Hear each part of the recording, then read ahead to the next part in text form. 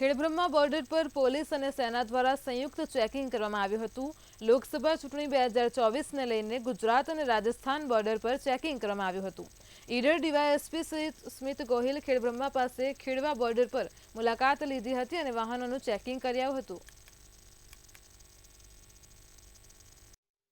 જિલ્લામાં કુલ 10 interstate checkpost ઊભી કરવામાં આવેલ છે, જેથી કરીને માદક દ્રવ્યોની હેરાફેરી પર અંકુશ લાવી શકાય અને ગેરકાયદેસર જે હથિયારો છે, કેશ છે, એની હેરાફેરી પર અંકુશ લાવી શકાય એ માટે રાઉન્ડ ધ ક્લોક આ 10 ચેકપોસ્ટ ઉપર વ્હીકલ ચેકિંગ ચાલુ કરવામાં આવેલ છે। આ સિવાય CISFની એક કંપની ડિસ્ટ્રિક્ટમાં ફાળવવામાં આવેલી છે, જે વિવિધ પોલીસ સ્ટેશન વિસ્તારમાં છેલ્લા 1 અઠવાડિયાથી રૂટ માર્ચ સ્થાનિક પોલીસ સાથે રહીને કરી રહી છે।